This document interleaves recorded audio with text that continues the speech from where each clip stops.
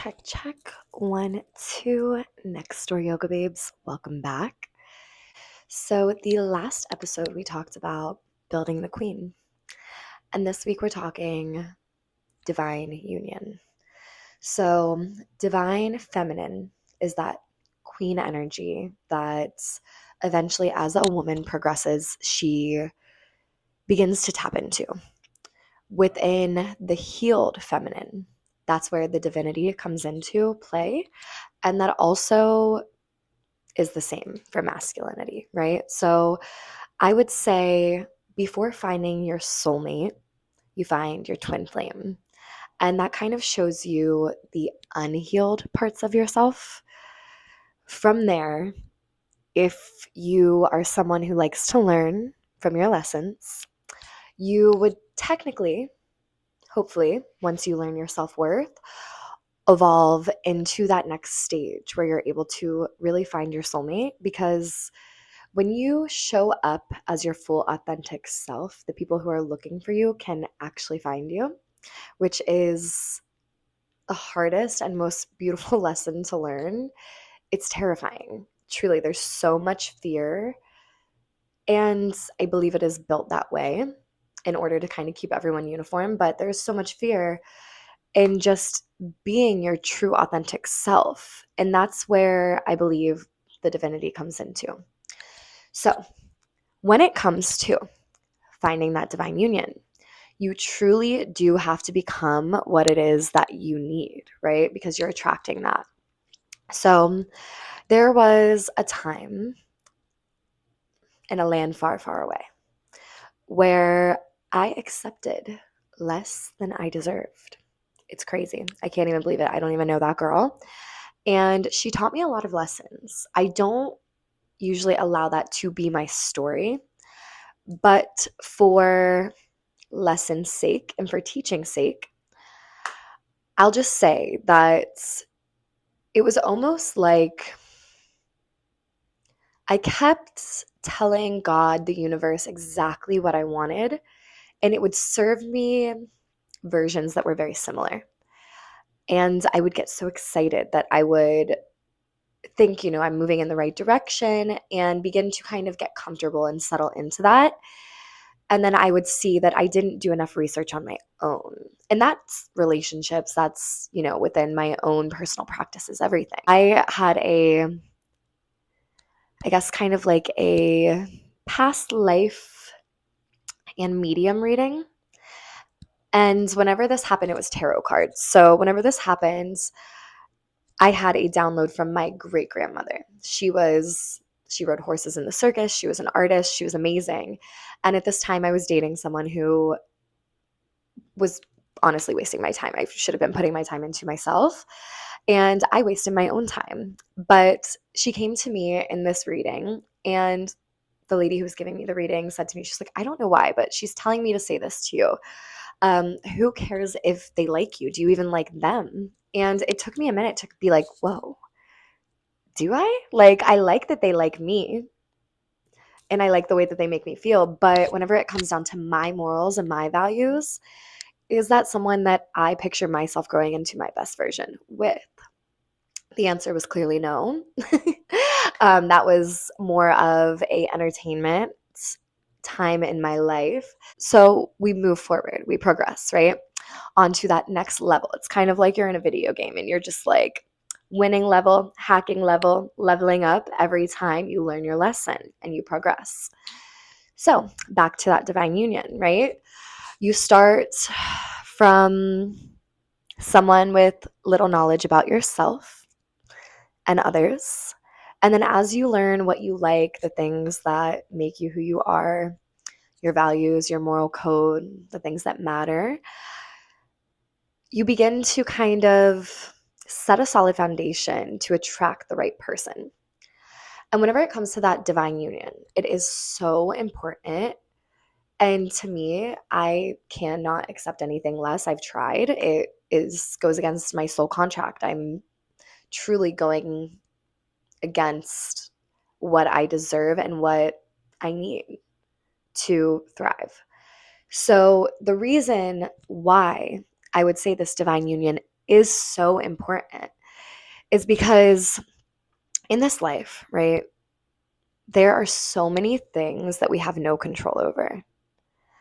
Our childhood, the way that we are raised, the way that we are, I guess, treated by certain people, but you can't change the things around you, right? But you can change the things around you physically and put better things around you. Having someone in a divine union who truly cares and considers your quality of life and is there to stand by you and just take control of what you can within your own corner of the universe, to me, so special. There's nothing more powerful than building a little family unit that nobody can mess with. That is not something you hear of often anymore. And I think it's because a lot of people settle for what they think something should look like instead of what it feels like. Truly, like I said, at the end of the day, there are so many things in this life that are trying to tear us down. To be able to come home to a solid foundation, someone who loves you, someone who has your back against all odds is so special. I don't think anyone should settle for anything less, but that's just me. And there are different kinds of relationships, right? That, don't get me wrong. There are different kinds of, I guess, arrangements, if you will. And some are for a legacy, some are business, most are business. And I would say that's why so many people end up unhappy, because money is not everything. There are different currencies. And love, to me, is the largest one. That's why I'm taking my time, since I guess my last true relationship was 3 years ago. And it really shook my faith within myself and my future. Whenever you have an idea of what your future is going to look like, and then it changes kind of abruptly, you don't necessarily know where to go, because you make a lot of that your personality and your purpose, right? So when you are building that family unit with someone and then that goes away, you do have to go back to the drawing board and learn more about yourself, why you chose to be in a situation like that specifically, and what you can do differently to not be a victim going forward. It's tough, right? Coming from a situation where you maybe have your faith shaken a bit, but it does allow you to come back home to yourself, to relearn and to get a little bit clear on what you do want.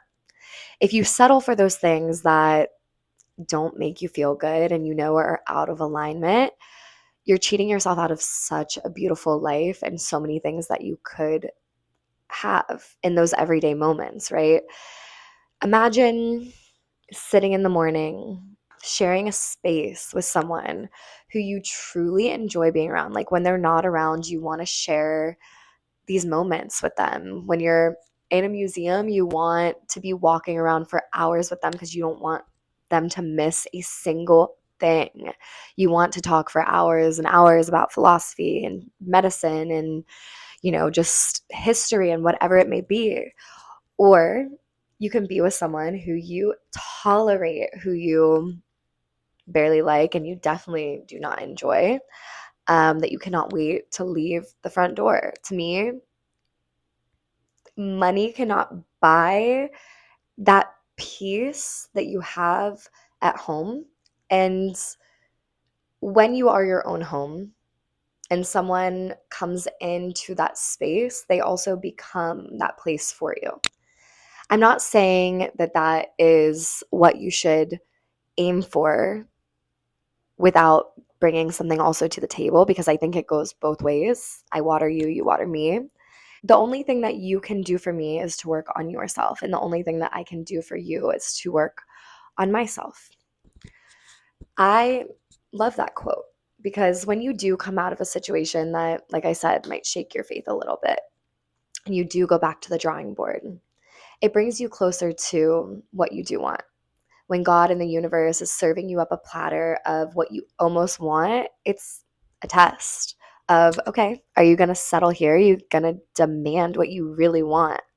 When a waiter brings you a risotto to the table and you ordered a Wagyu, and you're expecting a Wagyu and a risotto shows up, do you say something or do you just eat that risotto, right? Like you've been looking forward to this Wagyu all week. You were expecting Wagyu, right? So you send it back and say they bring it back and it's still almost what you wanted. No, you're paying for this. This is part of your life experience. You send that back until they get it right. You do the same thing with the universe, with God, and I mean, in relationships. And I would say pretty much every aspect. That's how I live my life.